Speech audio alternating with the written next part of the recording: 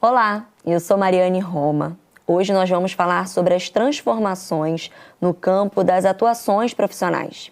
E para isso, eu conto com a presença da Flaviane da Silva, doutora em saúde da criança e da mulher. Seja muito bem-vinda, Flaviane. Olá, obrigada, Mari. Bom, para a gente começar, conta por que a escolha de carreira não é mais uma decisão única.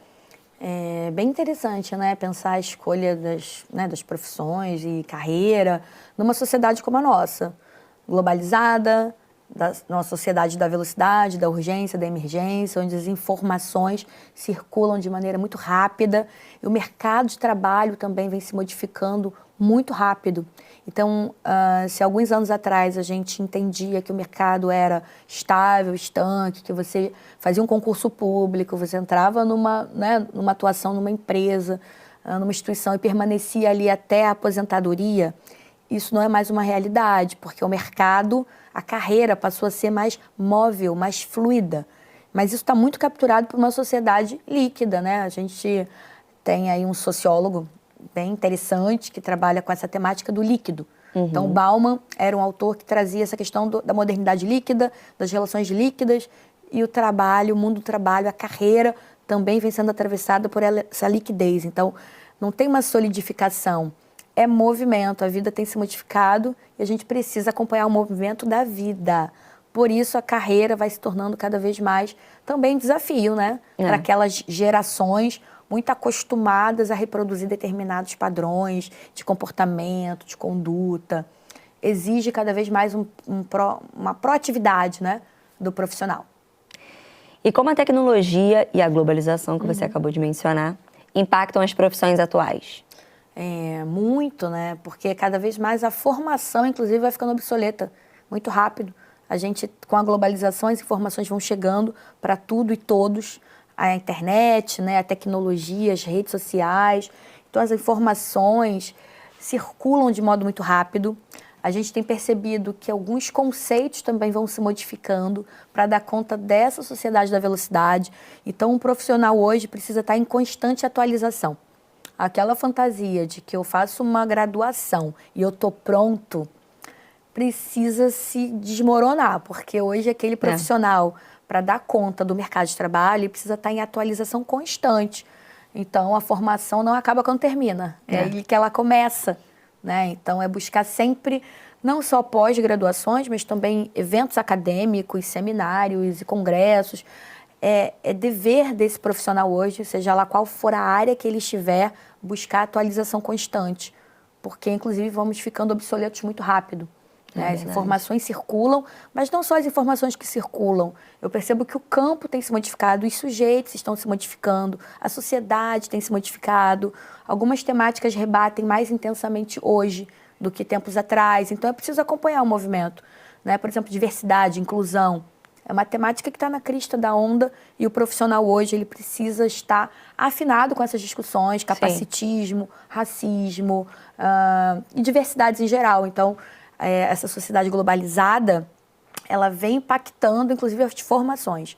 Não é só o trabalho, mas as formações. Que o profissional é esse que eu estou formando para dar conta dessa sociedade globalizada, em movimento, da urgência, da emergência. Acho que esse é o caminho que a gente tem que estar atento. E o que significa ser um profissional adaptável hoje em dia? Olha que boa pergunta essa, né? Assim, Maria, adaptável. Eu acho, inclusive, que um profissional hoje, para ele caber nessa sociedade, ele tem que estar disponível ao não saber. Sim. Ele tem que se permitir não saber, porque se ele achar que sabe tudo, talvez ele vai ser engolfado por uma realidade, né, por um movimento aí da vida. Ele precisa se adaptar aos processos, ele precisa conhecer. Sempre acho que para ser adaptável, né, para você poder acompanhar mudanças, você precisa ter conhecimento. Primeiro, reconhecer que tem mudanças. Porque se a gente não reconhece, talvez a gente fique rígido. O conhecimento alarga possibilidades interventivas. Então, se ele se permite olhar para dentro e reconhecer que ele precisa ter informações, ele precisa ter outros conhecimentos, talvez ele faça diferença no mercado de trabalho, talvez ele consiga entender as lacunas que ele tem formativa para poder ocupar o mercado de trabalho, entende? Então, esse olhar para dentro, né, o autoconhecimento é importante para que esse profissional, de fato, seja móvel, seja fluido, para ele se adaptar às mudanças.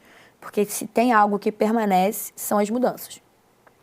Bom, e agora para a gente encerrar, como lidar com a transição de carreira em um mercado em constante mudança? Aí entra muito aquilo do que a gente falou, né? É ser adaptável, ser resiliente, ele precisa estar preparado para todas essas mudanças. E olha que interessante, como é que se prepara para isso, né? Assim, principalmente as gerações que vêm de uma premissa mais tradicional de mercado de trabalho, é uma ruptura muito radical, Sim. né? Daquele modelo de faz um concurso, envelhece ali, se aposenta. Não, cada vez mais a gente quer profissionais que sejam protagonistas, que sejam proativos, que tenham liderança, que trabalhem com gestão de pessoas, né? Que trabalhem de modo a também sensibilizar pessoas. Então, não é só um trabalho, como eu posso dizer, burocrático ou um líder. Você precisa ser líder, esse é o ponto, né? Porque a autoridade não é autoritarismo. Eu acho que esse é o desafio.